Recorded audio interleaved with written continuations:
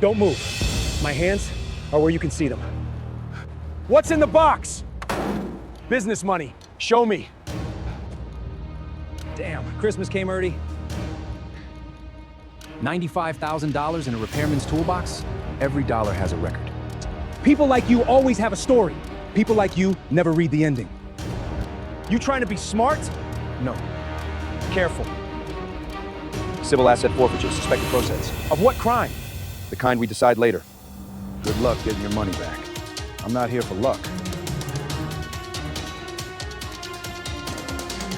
Now. Why is the record system down? Dispatch has crashed! It's spreading! Backup is failing! Easiest money we ever took. Then why do I feel like he wanted us to take it? They said I'd get it back. They took everything. That's right. Take it home. They thought they stole from a repairman. They didn't know they had just triggered the trap. The toolbox hit the asphalt like a judgment. Tatum had yanked it from the back of the van with both hands, walked it to the hood of the Crown Vic, and flipped the latches. He looked inside.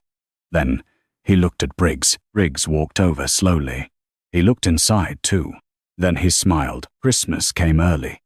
Tatum said DeShawn Mercer stood on the shoulder of the 110 South with his hands visible and his back against the van, and watched the two officers count his money.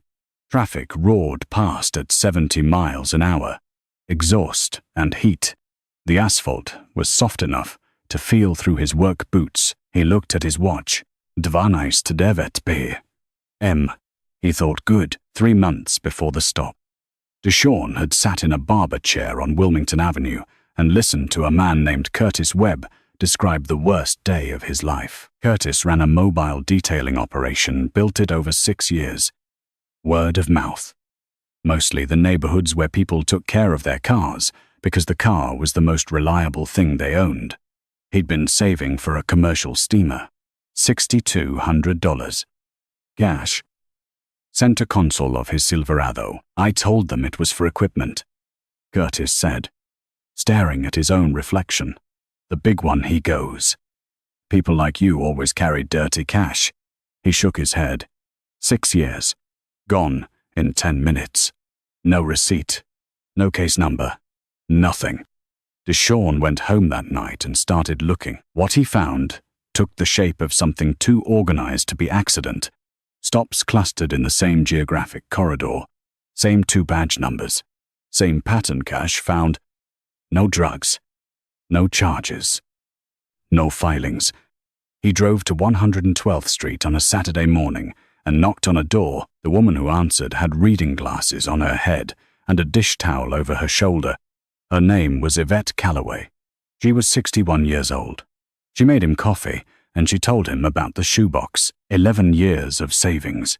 $8,000. She had counted it every Saturday, a ritual, she said. Like checking that the thing you built was still standing. A man named Briggs had fanned through it on the hood of his car on Crenshaw like he was shuffling a deck. Then he put it in an evidence bag and told her she would get it back when the investigation concluded. What investigation? DeShawn asked. She looked at him with the specific patience of someone who has stopped expecting the obvious to mean anything. That's what I called to ask. Every week, for 4 months. She picked up her mug. Then I stopped calling. DeShawn sat at her table and thought about the shoebox, the specific weight of something you've been filling for 11 years. He thought about counting it on a Saturday, and then one Saturday opening the lid and finding nothing. Ms. Calloway, he said, I'm going to need your help. Not yet, but soon. She studied him. What kind? Just talking, telling the truth about what happened. She nodded slowly. That I can do. He drove home and pinned her name to the corkboard in his workshop. 23 names total. Barbershops. Tire shops. Sunday Bible study. Back porch conversations. 23 people. The same 2 badge numbers. Money that had simply ceased to exist. He looked at the board. He opened the bottom drawer of his workbench, the one with the key that stayed around his neck, and took out the tools he had told himself. 11 years ago. He would never use again. Nobody in Compton would have guessed what DeShawn Mercer used to be. He was 38. Lean, with a trim beard going grey at the jaw and hands built for the work he did. He drove a white Ford Transit. He wore a Navy uniform shirt. He fixed air conditioners in neighborhoods where the summers hit 105 and landlords took 6 weeks to call back. He had been doing this for 11 years. Before that, he had spent 9 years at Fort Meade, Maryland, in a building with no windows and a classification level that didn't officially exist. He found ways into networks that weren't supposed to have ways in power grids, military databases. He was, among the 12 people cleared to know his work, considered one of the best offensive analysts the NSA had produced in a decade. He left in 2013. The official term was administrative separation. What it meant was that he had refused to authorize a second-phase deployment of a program he had helped build. And someone had decided that was a problem. He signed a non-disclosure agreement. He came home to Compton. He had kept his tools because threats don't stop existing just because you stop looking for them. 6 months before the stop, he found a vulnerability in software the LAPD used for shift scheduling, an old integration that shared authentication with their main record system. The kind of gap that a well-run IT department catches and closes in a week. He planted a passive monitor on the back end. It watched every report Briggs and Tatum filed, every name they touched, every case number, compressed, encrypted, sent to a server in Iceland every 72 hours. On his corkboard, the picture became clear. The money was moving through a shell company, Pacific Rim Property Solutions, LLC, Nevada. The registered agent was a retired LAPD sergeant named Gerald Featherstone, uncle of Lieutenant David Carver, who commanded the division Briggs and Tatum worked under. 41 stops, no state filings, an estimated $380. Ling, ling, ling. 3 weeks before the stop on the 110. Someone inside the department ran his plate through the system. They had found him before he was ready. He stood in his workshop for a long time that night, looking at the corkboard. His mother's house was 4 blocks away. She thought her son fixed air conditioners. He thought about what it would mean to walk away, to let 23 names stay on a board in a locked workshop while Briggs and Tatum kept going. He thought about Yvette Calloway's shoebox. He made a choice. He started building the last piece. The toolbox held $95,000 of his own money, every bill photographed, every serial number logged, under the false bottom, a device the size of a matchbox dormant until it detected an unfamiliar GPS signal, a tripwire. The moment someone carried the box away from his van, a sequence would begin. He had not expected them to move this fast. He should have. Step out of the vehicle. Mr. Mercer. Briggs held his license in 2 fingers. 6'2". Thick through the neck. A man who had spent 30 years learning that his size was a tool he never had to pick up. DeShawn stepped out. Hands visible. Tatum came around the rear.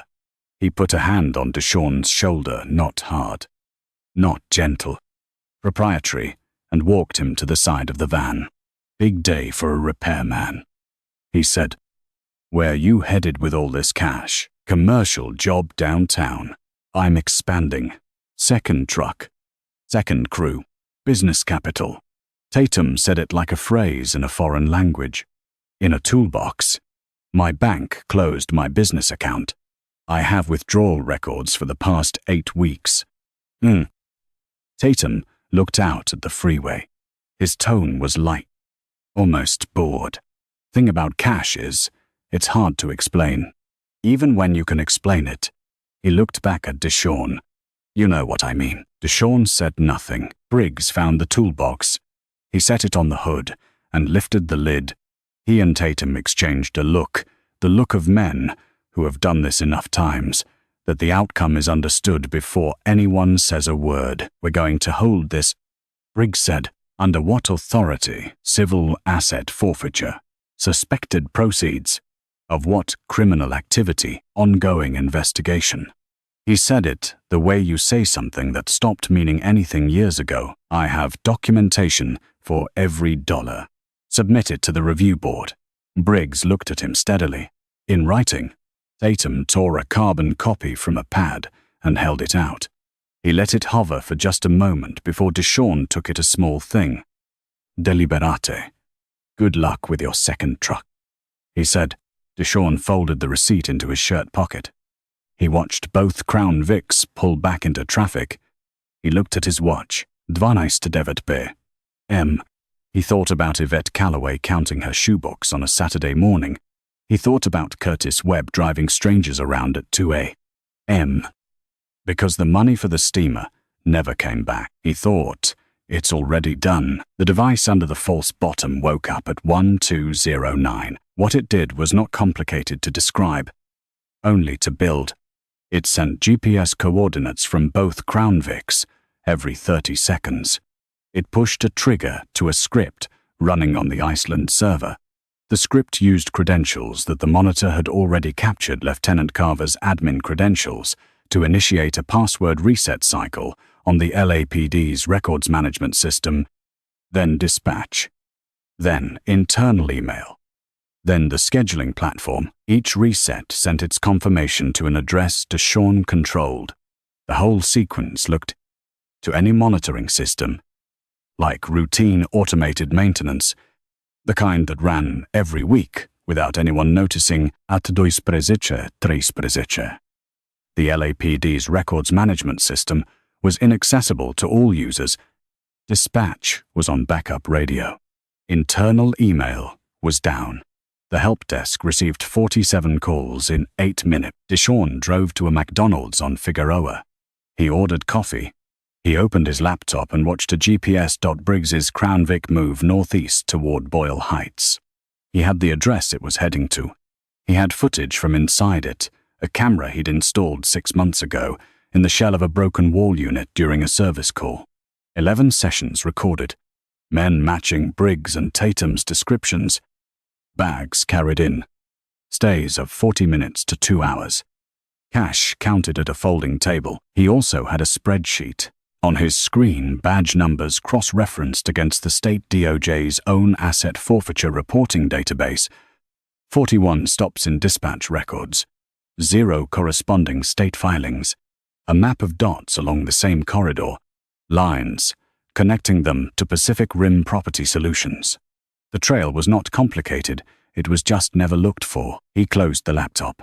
He drove to his commercial job and spent the afternoon on a roof replacing a condenser unit.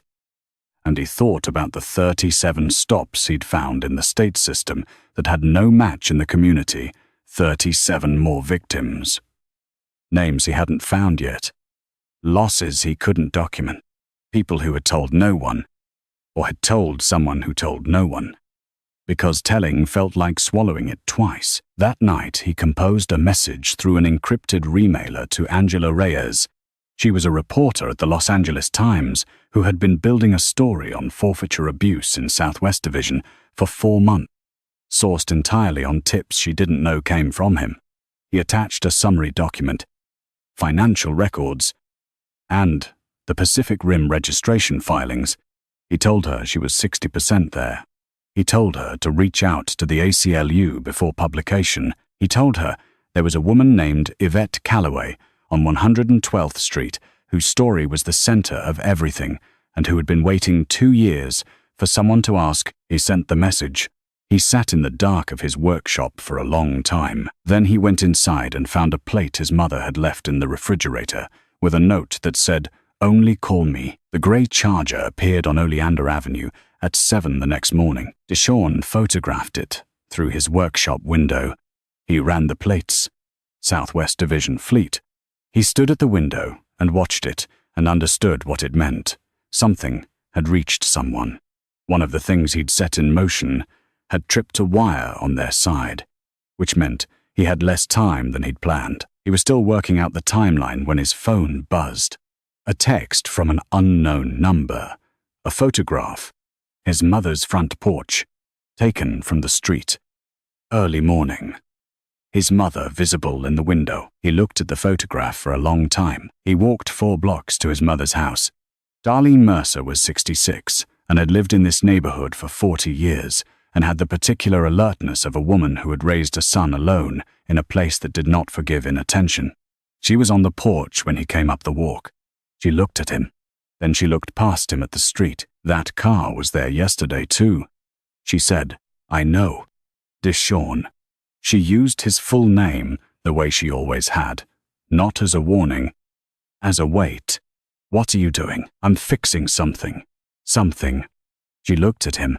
Machines don't need men sitting outside watching the man who's fixing them. He almost smiled. "It's not a machine." She looked at him a long time. She was not a woman who pressed. She had learned, raising him, that some things he would say when he was ready, and some things he would not say until they were already done. "Whatever it is," she said finally. "You come home after." He said he would. He walked back to his workshop and made a call to a number he'd memorized in 2011 and never written down. 4 rings. A woman answered. Her Name was Serena Voss. 16 years at the NSA Information Assurance Directorate before a medical discharge. Private consulting since. She listened to what he needed. She said, 36 hours. I may need to go before that. Then go with what you have. If I go now, the keylogger becomes the story. It might become the story anyway. He looked at the corkboard. 23 names. The photograph of his mother's porch, still on his phone. Serena. I've been sitting on this for 6 months figuring out if I had the right. And I figured it out. A pause. Then 36 hours. Serena's access led him into the California DOJ's forfeiture reporting database through a vendor vulnerability she documented and that hadn't been patched. One comparison stops under Briggs's and Tatum's badge numbers versus filings submitted to the state. The gap was immediate and total. 37 stops. 0 filings. 37 times they had taken money and reported nothing to anyone at any level. He built the spreadsheet. 3 copies. 1 buried in the garden bed. 1 couriered to Serena in Arlington. 1 in his bag. Then he sent the full packet to the FBI. He addressed it to Supervisory Special Agent Karen Whitfield, whose name appeared in an 18-month-old interagency memo that had contained 1 paragraph about Southwest Division and had evidently gone nowhere. His cover message said Times, "This information is being sent simultaneously to the ACLU of Southern California and the California Attorney General. Your receipt is documented regardless of your response." He hit send. He closed his laptop. He sat with his hands flat on the desk. He had been certain, when he started, that he would feel something at this moment. Resolution. Maybe. The specific weight of an action taken after a long stillness. What he felt instead was very simple, tired, and clear, and ready. Angela Reyes sat in the Los Angeles Times newsroom at 1:147 p.m. on a Wednesday and looked at what was on her screen, the spreadsheet first. 41 stops in dispatch records. 37, with no corresponding state filings. A map that looked, if you drew lines between the dots, like a route driven by someone who knew exactly which blocks to work and when. Then the Pacific Rim records the Nevada registration, the registered agent, the connection to Featherstone, the connection to Carver. Then the footage still from the auto parts shop in Boyle Heights, a folding table, stacked bills. 2 men whose faces she had spent 4 months trying to identify and who were now identifiable. She had been at this desk for 14 hours. Her editor, a man named Torres, who had been editing crime investigations for 22 years, pulled a chair over. He looked at the screen. He didn't say anything for a while. "How solid is the source?" he said finally. "Everything I can verify. I've verified independently." She said, "Every record in this packet exists in a system I can subpoena or access through a records request." The footage is timestamped and geolocated. She paused. I can't tell you who it is, but I can tell you they knew what they were doing. Torres looked at the footage still. He looked at the spreadsheet. How many victims? 29 confirmed. Possibly more.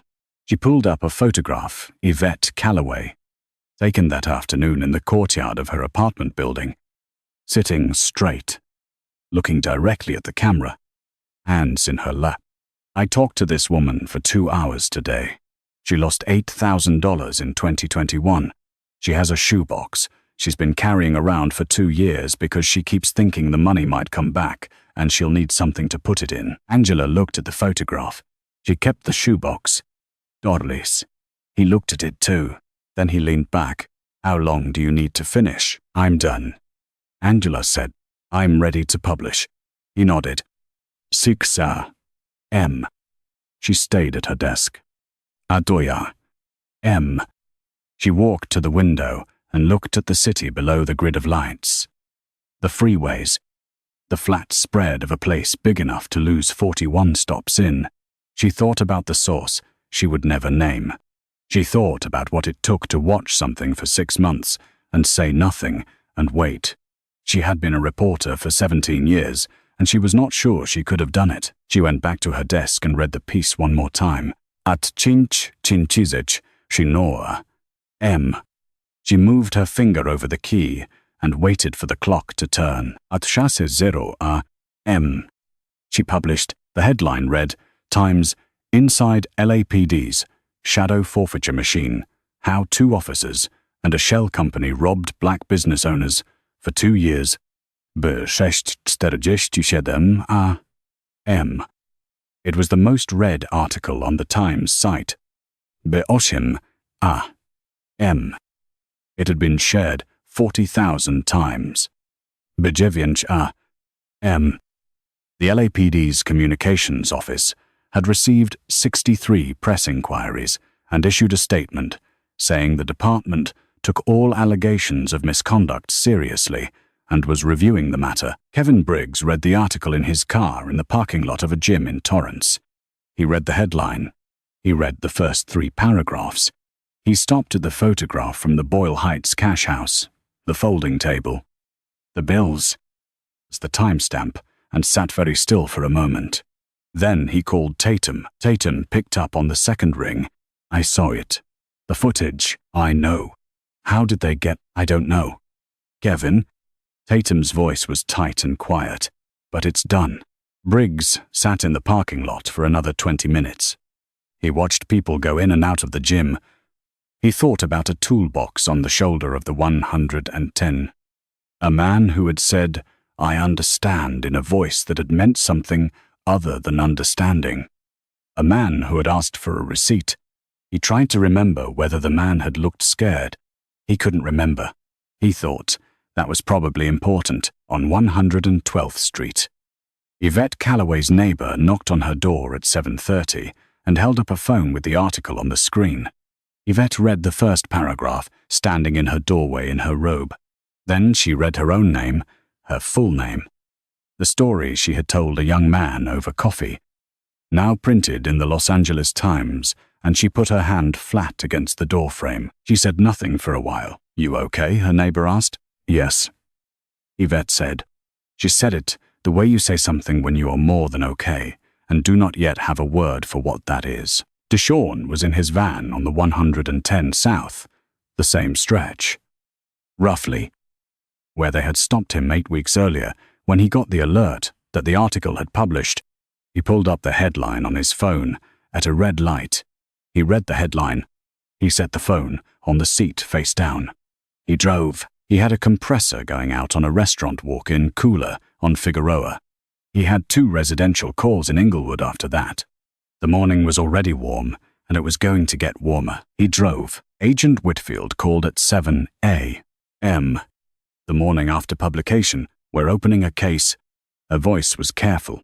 I need to ask about how you obtained the dispatch records. I'll discuss that with counsel present. That's your right. A pause.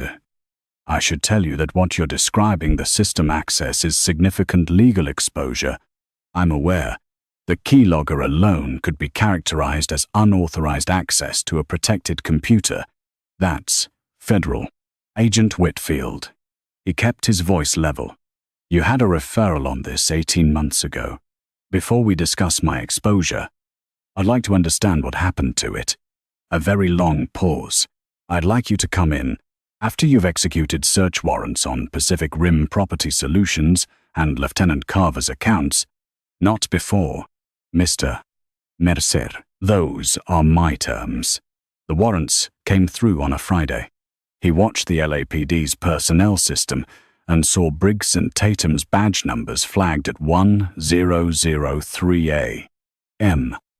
Carver's computer went inactive. 12 minutes later, he drove to the FBI field office in Westwood at 2 p.m. Conference room. 4th floor. Agent Whitfield across the table. A DOJ attorney named Stephanie Park beside her. His own attorney, Marcus Wells from the ACLU. Beside him, Park opened a folder. Mr. Mercer. The unauthorized system access. The keylogger. The credential exploitation. The disruption to LAPD systems. She looked up. We are talking about potential federal computer fraud charges. 5 to 10 years. Depending on how the disruption is characterized. Marcus touched DeShawn's arm. DeShawn looked at Park, then at Whitfield. The dispatch log discrepancies exist in the California DOJ's own database. He said, my access confirmed them. Your investigators can pull them with a lawful subpoena. The footage was captured on a device I installed not in any government system. The Pacific Rim records are public filings. Everything in that packet can be obtained lawfully. I showed you where to look. That's not the same as being the evidence. That's a legal argument. Park said, it may or may not hold. Then, let a judge decide. Wells said they went back and forth for 2 hours. DeShawn answered every technical question with precision. He described the keylogger, the Iceland server, the credential rotation. He did not minimize what he had done. He did not apologize for it. When Park pressed on intent, he said, 23 people lost money that was never reported to any oversight body. I had the ability to document that. I made a choice. When she pressed again, he said I'd do it again. Nobody spoke. Whitfield looked at him. Why take this risk? He thought about Yvette Calloway and the shoebox she hadn't thrown away. He thought about his mother at the window. He thought about the photograph of her porch that someone had sent to his phone, because the 23 people on that list didn't have what I have. He said, that's the only reason. The arrests happened on a Wednesday, 6 weeks after the article. Anam slimables a.m. Kevin Briggs answered his door in Torrance, in a bathrobe. He looked at 2 agents, at the warrants. At a photograph, one of them held the Boyle Heights cash house. The folding table. Bills stacked in the frame. His face moved through confusion. Then recognition. Then something that stopped being expression entirely. He said he wanted his lawyer. They said that was fine. 647 M. Marcus Tatum was mid-set on a dumbbell curl at an LA Fitness in Hawthorne. 3 agents came through the main door. He set the weights down and looked at them, and then at the people around him looking at him. And the color that came into his face had nothing to do with exertion. He said something one agent later described in his report only as aggressive. 7 M. Gerald Featherstone was eating eggs at a restaurant in Westwood. 2 agents approached his table. He looked at them. He looked at his eggs. He picked up his coffee and took one more sip. Slowly. Before he stood, his attorney would later use this as evidence of cooperation. The agents noted in their reports that he hadn't touched his bacon. 7:23 M. Lieutenant David Carver drove himself to headquarters after a call from the chief's office. He walked into conference room 4 and found 2 FBI agents, on Internal Affairs Commander, and the chief's chief of staff seated at a table. He stood in the doorway for a moment, reading the geometry of the room, the arrangement of people that meant everything was already decided, and then he sat down, without speaking. He had been a police lieutenant for 11 years. He knew what this room meant. The federal charges civil rights violations under color of law, wire fraud, conspiracy, money laundering. The forfeiture total cited by the U.S. attorney, $418. 000 across 41 documented cases. The victim list, released with the press statement, named 29 individuals. Curtis Webb, Yvette Calloway, a man named James Okoye, who ran a food prep business and who had told his wife the money was an accounting error because he couldn't say the real thing out loud. His son was a laver. The boy had asked him once if he was in trouble with the police. James had said no. After the Times story, he'd gone home and told his wife and his son what had actually happened and that someone had done something about it. His son had been quiet for a moment. Then he'd said, "Who was it?" James had said he didn't know the man's name. His son had said that was okay. 29 names. On record, permanent. The DOJ did not prosecute DeShawn. Marcus Wells delivered the decision in a single sentence. They determined that prosecution would require explaining. In open court, a 14-year-old vulnerability in software currently used by 43 law enforcement agencies nationwide. They decided that wasn't a trade they wanted to make. DeShawn heard this. He sat with it. He had understood, before he deployed the keylogger, that this was the likely outcome. He had also understood that it was not certain. He had made the choice knowing both things, and the thing he had not fully accounted for was how it would feel afterward, not relief. Exactly. Something quieter. The specific weight of a consequence accepted in advance, and then not arriving. He thought about the 10 stops on the dispatch log he still hadn't matched to names.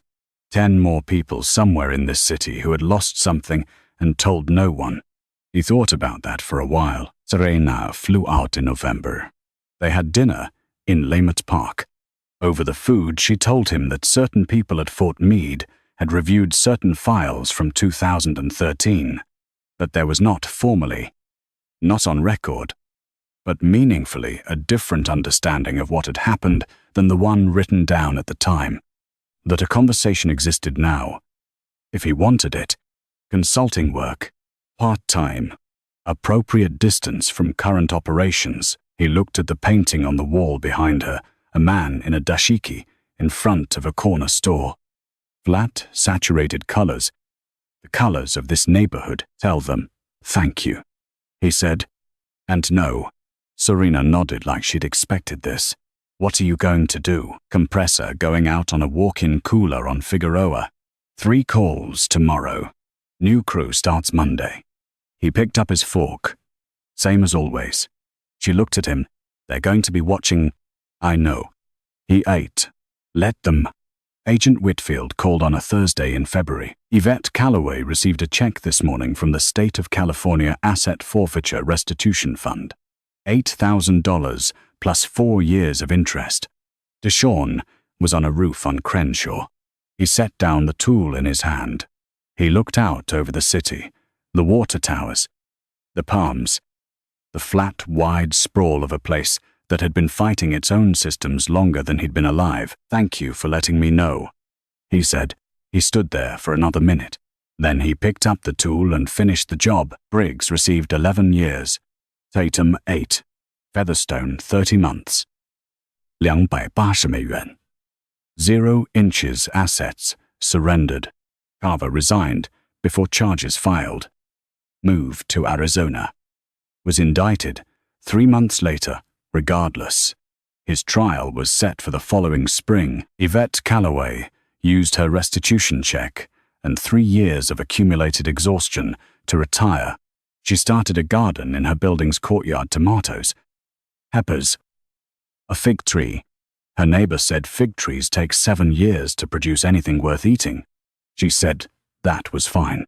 She had time. In December, the California Attorney General announced a civil rights investigation into forfeiture practices across 5 LAPD divisions. In January, a state legislator proposed a bill requiring real-time public reporting of all forfeiture stops. She mentioned Yvette Calloway by name on the floor. Angela Reyes received a Pulitzer nomination in March. She sent DeShawn a text times, "You know what you did. Thank you." He read it. He didn't respond. Not coldly. He just didn't know what to say. DeShawn still drives a white Transit with Mercer cooling and HVAC on the sides. 4 technicians now. The newest. A 23-year-old named Isaiah. Asked him once during a complex diagnostic how he learned to think the way he thinks. Practice. DeShawn said. Isaiah looked at him sideways. That's not the whole answer. DeShawn handed him the multimeter. No, he said. But it's the part that matters. There is a grey Corolla that parks on Oleander Avenue sometimes. Different plates. Different agency than the Charger. He photographs it when it appears. He keeps the photographs on the Iceland server, which is still running. His mother asked him, not long after the Times story, whether it had been worth it. He said he thought so. She was quiet. Then they'll find a new way. They always do. I know. So why? He thought about it the way he thought about everything, methodically, without rushing, because now it's documented. The 29 names in that filing existed before. The machine existed before. But now there's a record. Anyone who comes after them has to reckon with the fact that it happened and someone caught it. He paused. That's not justice, but it's evidence, and evidence outlasts everything. Darlene Mercer looked at her son for a long time. You and your evidence, she said. She picked up her mug and went inside. He stayed on the porch. The street was quiet. A kid on a bike rolled past at the end of the driveway. Somewhere 3 blocks over a lawnmower started up. The most dangerous man in the room is never the loudest one. He's the one who already knew the answer when you asked the question. If you made it to the end, you felt it.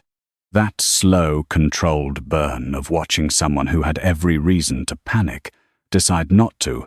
The moment you realize the repairman had been 17 steps ahead before the Crown Vic even pulled up. Here's what I want to know. At what point did you first suspect DeShawn wasn't just fixing air conditioners, the heart rate, the receipt, the watch, at 1209? Drop it in the comments, because the exact moment you caught on says something real about how we read power. If this kind of story is what you're here for, stay close. More is coming.